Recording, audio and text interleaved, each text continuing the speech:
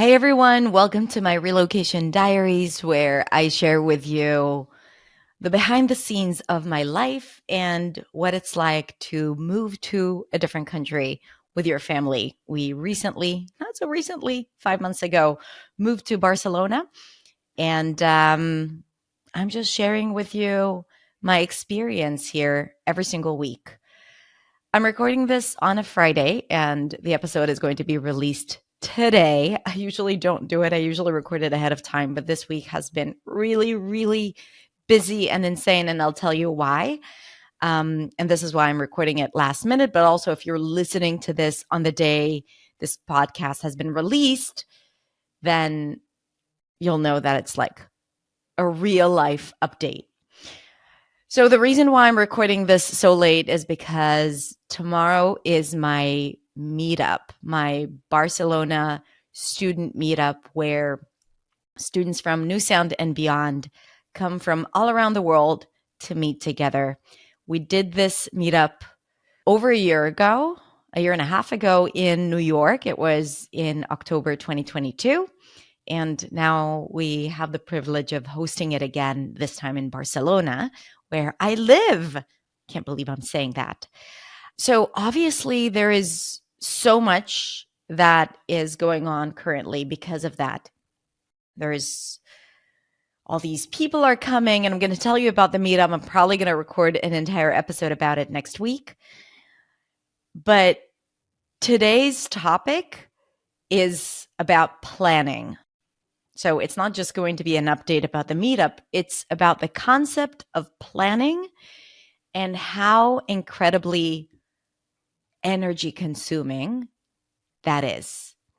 And that is particularly relevant, I think, for women who tend to be more in charge of the planning of the household and schedule and kids and their schedule and like making sure that everything is like moving together. Now, that's not always the case. I know of a lot of dads who are in charge of the domestic schedule. But from my experience, looking at the people around me, my friends, my family, then women usually take the role of planning. So in our family, I'm the one who's coordinating the play dates and events and trips and vacations. And of course, I do a lot of planning in my business. And I feel like since we moved here, I am constantly planning for things to happen because it feels like I can't be as spontaneous as I used to be. Not with travel, because people want to come and visit us. So I have to coordinate all of that. I literally have a Google Calendar called Barcelona B&B, and this is where I write the dates when people come and visit us, so we don't lose track and we know, we kind of like organize our lives accordingly. So we need to plan around when other people come to visit us. There are holidays and vacations, so we need to make sure that we have plans for holidays and vacations ahead of time if we want to travel. And of course, this meetup was a big project to plan because it wasn't just the meetup itself, it's everything around it. And also, my team is coming here. So I had to plan their activities. And even though it's like it's something that happens in your head, you don't physically go and do things when you plan. Sometimes I feel like it takes up so much time and even sometimes more time than actually sitting down and doing things. And earlier this week, like Gil and I were talking about something, and I was like, I need you to understand where I'm at so that you know what's going on, right? And I'm going to read to you from my WhatsApp because I texted him. I'm like, I'm just going to give you context on what's happening in my head right now. I'm organizing a million things at the same time. I'm organizing the meetup, and also I'm planning all the things around it, like getting my nails done and a haircut and finding the right dress and planning, like when I should go where and meeting with people that are responsible for managing the event. And there is also work, and there is also the summer. So we need to plan for the summer, and we need to rent a car, and we need to plan with my sister because we want to meet them in the summer and other friends. And there are all these things like moving, and there's a wedding, and there's another wedding in the summer. And like there are all these moving pieces that like you just need to sit down and plan them, scheduling things, making sure that everything gets done. And it's just, there was a point this week where I was like, oh my God, this is so much. And I feel like I've been constantly planning since the moment I got here. Now, I'm not complaining, even though I know it sounds like it. I just want to acknowledge that it's a huge part of our lives and we don't give it enough importance or space in terms of the fact that it consumes a lot of energy, and it's also something that we need to create time for. So I'm just gonna share with you what I do when I plan. First of all, I communicate like I did, like when I realized that I'm juggling too many balls at the same time. This is when I texted Gil and I said, listen, this is what's happening. I need to delegate. I need help. I need, just for us to be on the same page. So I think communication around that is really important, especially if your partner is not aware of all the things that you are thinking about in your head, because it's not something visible. They don't see you do those things. And I think it's important to communicate that because it is something that takes up your time and energy. And I do work a lot with lists. So every day I make a new list, even though I need to, it might be the same list with the same things from yesterday, but every day I need to make a list so it's not just in my head. And I try to organize it so I schedule times for me to do it on the calendar. Like literally make sure that it's on your calendar. Otherwise, it doesn't get done because you're like, you keep thinking about it, but you don't do it. And then usually when I have a lot of things to plan at the beginning of the day, I make sure that I do all the small things really quickly. So I get them done. So I feel like I have less on my plate as long as I know that I can get them done in like 30 minutes. Scheduling appointments, writing an email, doing the laundry, right? Like, so I make sure that I do all the little things that I know I need to do. I do that within like the first 30 minutes of the day. And then I go into managing the big things. Now, again, like I still have work to do on a regular basis. So I also coordinate the things that I have to do for my home or for the event or whatnot with everything that I need to do for work. So yeah, I just make sure that I cross it out. I love crossing out things. I love it. This is why I love to rewrite things, even though I know it's going to get done in like 2 minutes, but I like to write it so I can cross it out.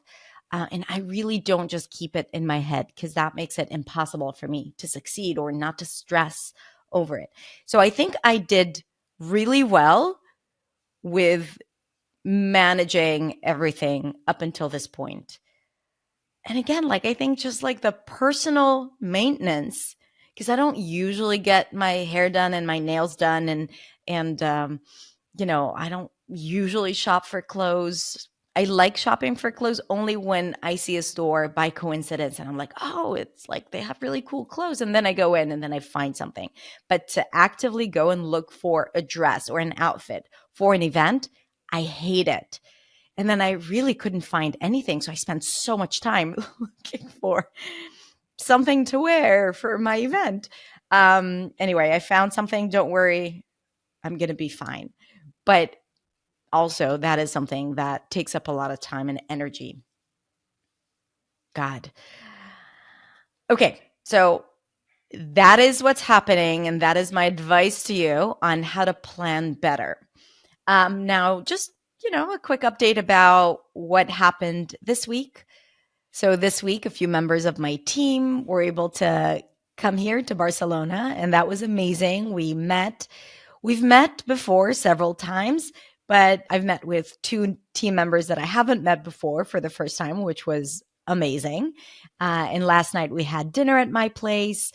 I brought a friend of mine who's also a chef, and he cooked this incredible dinner for us. We had wine, we laughed. It was so nice to have everyone together in one room. Also, before our dinner yesterday, a few of our local volunteers came to my house. I invited them for coffee and cake and wine and cheese. These are students of mine who live in Barcelona, and they organized a bunch of activities for our community. So just so you know, tomorrow for my community event, there are 80 people who are coming from all around the world to just spend one day together, and just connect in real life, which is amazing. They've already started connecting because I'm already getting pictures of people meeting for the first time, and it's pretty incredible. So the local volunteers are organizing a lot of additional activities. They're phenomenal. So we wanted to just show our gratitude, and I invited them over, and it was so nice. We just laughed and talked, and it was great. And tonight we have a special event, a smaller event for our community leaders, like our hosts and ambassadors inside our programs. So these are people who host conversation groups, and they support our students. So they are both students and they support our students. And we wanted to also show them our gratitude by inviting them to a special private event. And tomorrow is the big event for everyone. Also, I forgot to say that my parents are here. They came here for the event. They got here 2 days ago. It's been so incredible to have them here. It feels like the moment they arrived, the tension level has dropped significantly. It's just like, that's how it is when you're around, people you love, and also specifically your parents. I'm so privileged to have healthy and present parents. And my daughters get to have these incredible grandparents. It's just such a privilege. And I'm so grateful for that. And I'm so grateful that they were able to come for this really meaningful event that is happening. And, I always connect it to the main topic of this series, which is my relocation, or bringing myself to this new place. This event at that scale would not have been possible had I not lived here, because it was so much easier to organize it and to just understand that living here makes it more accessible for people to come and to meet, rather than, back in Israel. So I'm really happy that we have this opportunity, and I can see how more of that is going to happen. I just need to make it more systematic and to create a good process for it, because I was like all over the place planning this until we kind of like brought everything together. But that's it. Like, I'm super excited, super grateful. I feel like even though it was challenging to plan it all, it was worthwhile. And yeah, this weekend just makes me realize how important a community is. Like, I know it. That's my life. That's like my business is established on the idea that community comes first.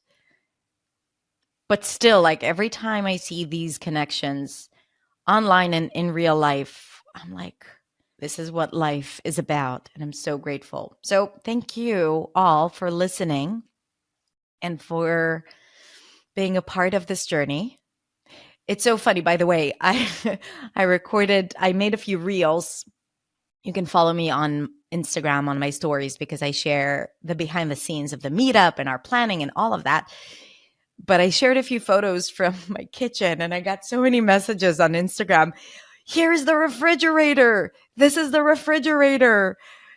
And I'm like, that's kind of like probably the most famous refrigerator in Barcelona.